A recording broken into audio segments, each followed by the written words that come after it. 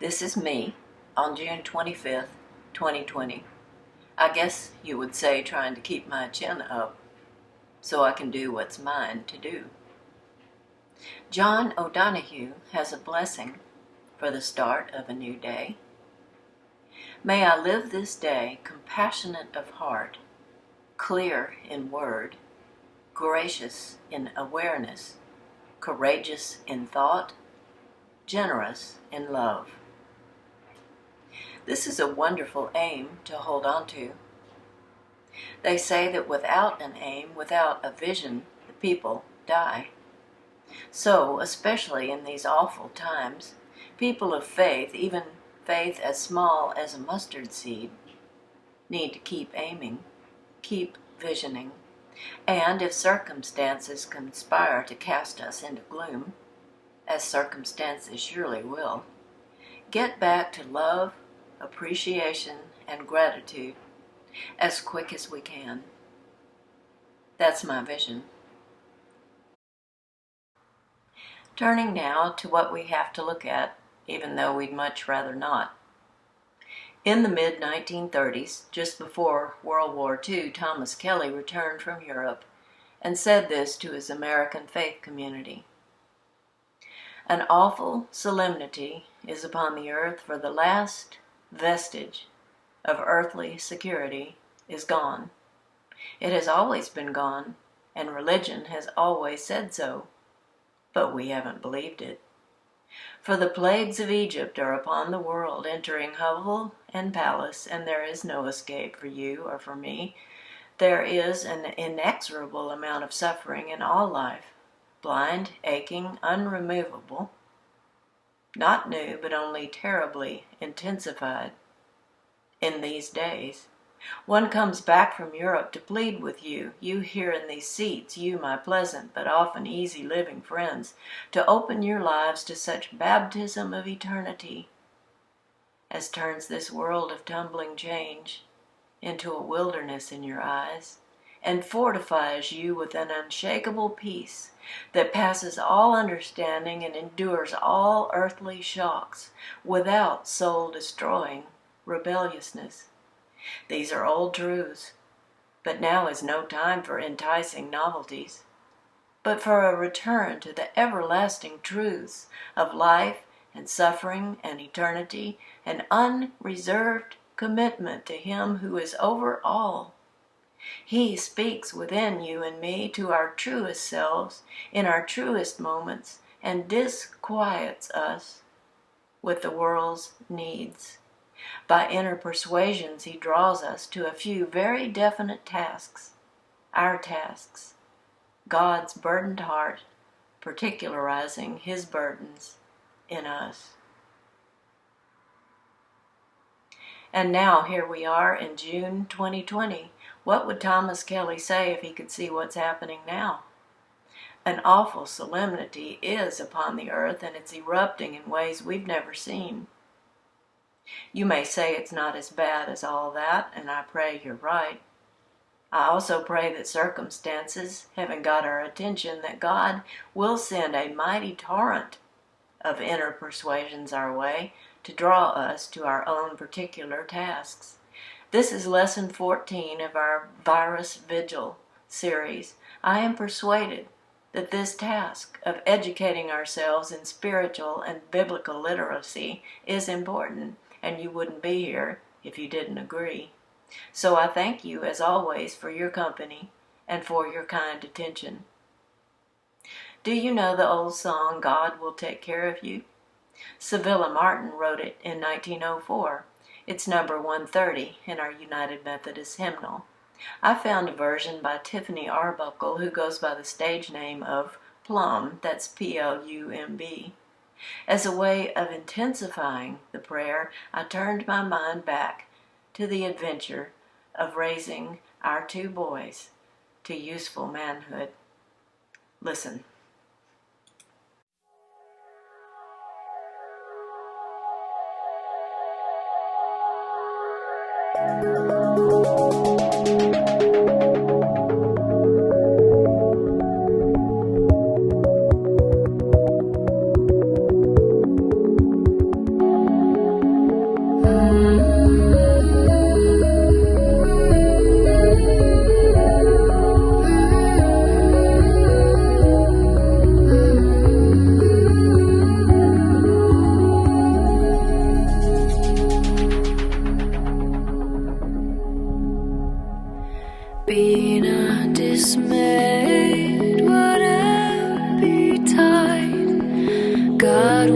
take care of you. Beneath his wings of love abide. God will take care of you.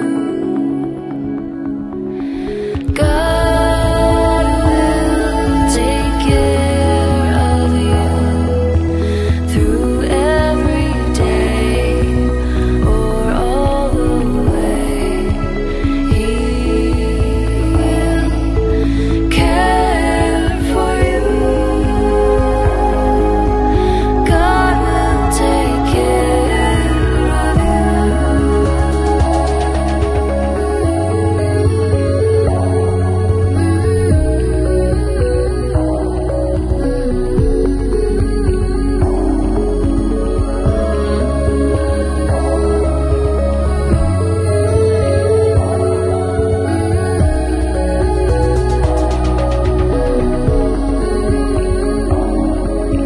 through days of toil when heart doth fail.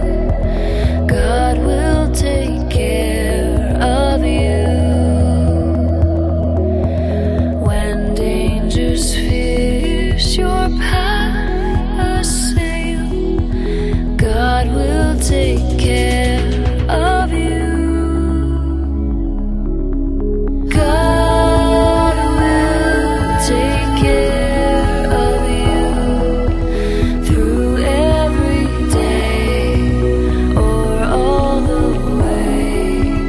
He will care for you. God will take care of you.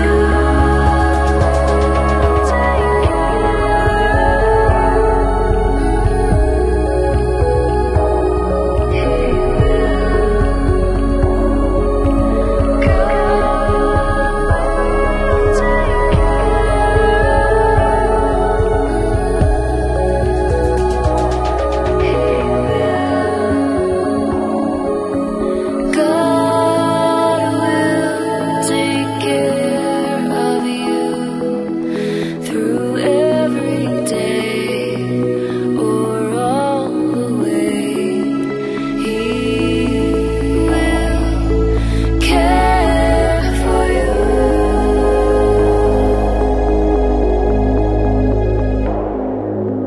God will take care of you.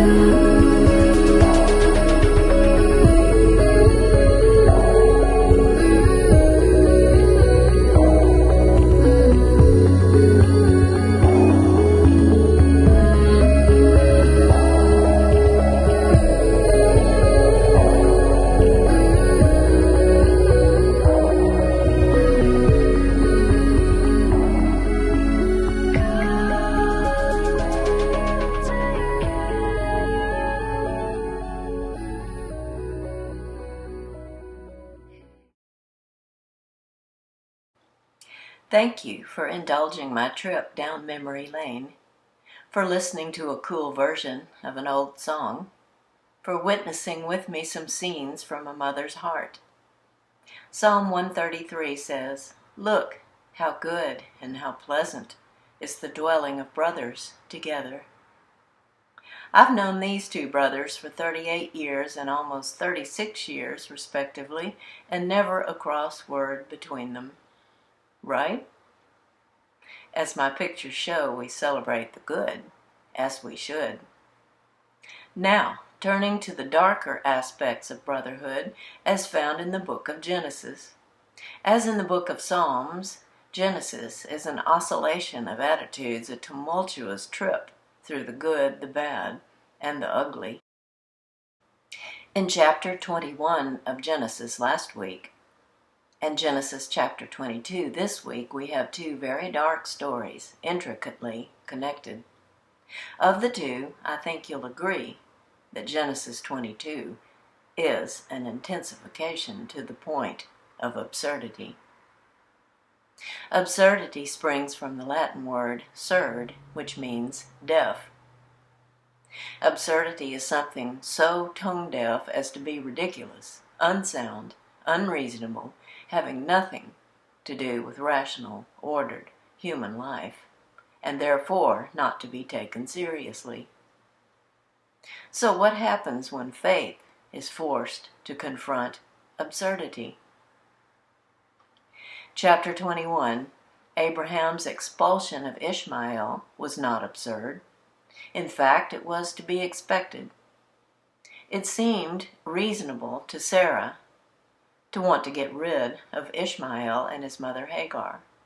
Cruel, but reasonable. It was her right as slave owner, and in her eyes it was her duty as mother of Isaac and protector of his birthright. Abraham thought it was wrong, but not absurd. The family situation was so dysfunctional that anyone could see something would have to give. God seconded that emotion, instructing Abraham to do as Sarah said and trust that God would protect the refugees. Abraham had no choice but to trust God as best he could. Still, he knew that a woman and a boy on their own in the wilderness were likely to die, as many refugees die in the wilderness to this day. He did what he could to increase their chances by giving Hagar a token of bread and water. I say token because everyone knew it wasn't enough to get them very far. But it was enough to give them a mark of Abraham's continued protection, lest Sarah's servants, as a favor to their mistress, be tempted to kill Hagar and Ishmael once they were out of Abraham's sight. Like I said, a very dark situation indeed, but not unheard of, not absurd. Now comes the absurdity, which has bothered students of the Bible for millennia and bothers us to this day. What kind of cruel, irrational, unreasonable, promise-breaking, capricious deity would test a faithful servant like Abraham by demanding he give up not one son but both sons, his only hope for the continuing of his line? To cast one upon the dubious mercy of the howling wilderness, then to cut the throat of the other and burn him to ashes. The utter absurdity of the Akedah. Akedah is the Hebrew word for the binding of Isaac, which happens in Genesis chapter 22. Listen. And it happened after these things that God tested Abraham. And God said to him, Abraham. And he said, Here I am. And he said, Take, pray, your son, your only one, whom you love, Isaac, and go forth to the land of Moriah, and offer him up as a burnt offering on one of the mountains which I shall say to you. And Abraham rose early in the morning, and saddled his donkey, and took his 2 lads with him and Isaac his son, and he split wood for the offering, and rose, and went to the place that God had said to him. On the 3rd day, Abraham raised his eyes and saw the place from afar. And Abraham said to his lads, Sit you here with the donkey, and let me and the lad walk ahead, and let us worship, and return to you. And Abraham took the wood for the offering, and put it on Isaac his son. And he took in his hand the fire and the cleaver, and the 2 of them went together. And Isaac said to Abraham his father, Father. And he said, Here I am, my son. And he said, Here is the fire and the wood, but where is the sheep for the offering? And Abraham said, God will see to the sheep for the offering, my son. And the 2 of them went together. And they came to the place that God had said to him. And Abraham built there an altar, and laid out the wood, and bound Isaac his son, and placed him on the altar, on top of the wood. And Abraham reached out his hand and took the cleaver to slaughter his son. And the Lord's messenger called out to him from the heavens and said, Abraham, Abraham. And he said, Here I am. And he said, Do not reach out your hand against the lad and do nothing to him, for now I know that you fear God, and you have not held back your son, your only one, from me. And Abraham raised his eyes and saw, and look, a ram was caught in the thicket by its horns. And Abraham went and took the ram and offered him up as a burnt offering instead of his son.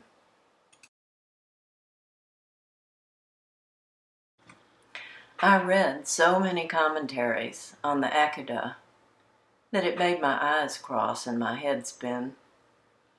So many of us have tried to square the story, to make it make theological and spiritual and psychological sense. In other words, not absurd. We are creatures who seek meaning, and we sure don't like to think there isn't any. That the cosmos is just an uncaring void, deaf to our cries. Near as I can tell, the story is to help us face our worst fears, knowing they may happen, and press forward anyway, as graceful and hopeful and loving children of God as we can possibly be. You can see why the Christian understanding of the Akedah caught on. That is, that the Akedah is a type. Abraham standing for God, who was willing to sacrifice God's only Son, Jesus, and not only that, but to cause him to carry his own wood for the execution, as Isaac did. This explanation leaves me unsatisfied, as do other explanations I've come across that insist on homogenizing the Hebrew Testament and the New, which to me doesn't seem very respectful to the Hebrew stories, the same stories that Jesus cherished as a Jew. I've come to the conclusion that the Akedah simply can't be resolved, and that the best thing I can do as teacher is to tell the story, as we just did, and then show how it connects with the expulsion of Isaac, the firstborn, and leave to each person to connect with the connection as they will. 6 connections. Number 1, a bitter cup to drink. Chapter 21, Sarah said to Abraham, Drive out the slave girl and her son. And God said to Abraham, Whatever Sarah says to you, listen to her. Chapter 22, And after these things God said to Abraham, Take your son Isaac and offer him up as a burnt offering. Connection number 2, Go now. Chapter 21, And Abraham rose early in the morning and took bread and a skin of water and gave them to Hagar. Chapter 22, And Abraham rose early in the morning and saddled his donkey and took his 2 servant lads and Isaac his son, and he split wood for the offering. He took in his hand the fire and the cleaver. Connection number 3, Outside the camp. Chapter 21, And Abraham gave Hagar the child and sent her away, and she went wandering through the wilderness of Beersheba. Chapter 22, And Abraham rose and went to the place that God had said to him. He raised his eyes and saw the place from afar. Connection number 4, Keeping watch. Chapter 21, And Hagar sat at a distance. Let me not see when the child dies. Chapter 22, And Abraham said to his servant lads, Sit you here with the donkey, and let me and the lad walk ahead, and let us worship, and return to you. Connection number 5, Open my eyes that I may see. Chapter 21, And God's messenger called out from the heavens and said to Hagar, Rise, lift up the lad, and hold him by the hand, for a great nation I will make him. And God opened Hagar's eyes, and she saw a well of water. And she went and filled the skin with water, and gave to the lad to drink. Chapter 22. And the Lord's messenger called out to Abraham from the heavens, and said, Do not reach out your hand against the lad, and do nothing to him. And Abraham raised his eyes, and saw, and look, a ram was caught in the thicket by its horns. And Abraham went and took the ram, and offered him up as a burnt offering instead of his son. Connection number 6. I know the plans I have for you, a future and a hope. Chapter 21. And God was with Ishmael, and he grew up, and he became a seasoned bowman. And his mother Hagar took him a wife from the land of Egypt, where she was born.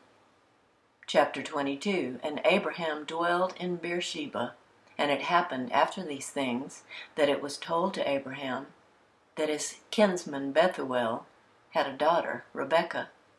And when Abraham was very old, he said to his servant, To my land and to my birthplace you shall go, and you shall take a wife for my son, for Isaac.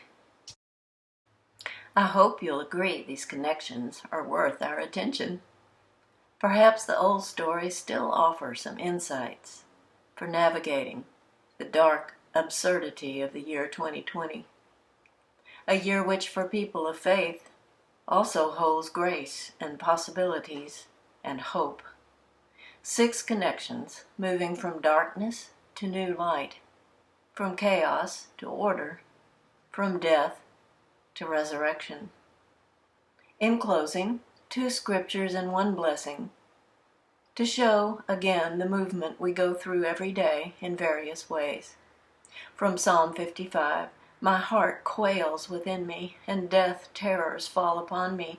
Fear and trembling enter me, and horror envelops me. And I say, Would I had wings like a dove! I would fly off and find rest. Look, I would wander far away and lodge in the wilderness, would make haste to a refuge for me from the streaming wind and the storm. From Philippians chapter 2. Therefore, my dear friends, as you have always obeyed, not only in my presence, but now much more in my absence, continue to work out your salvation with fear and trembling. For it is God who works in you to will and to act according to his good purpose.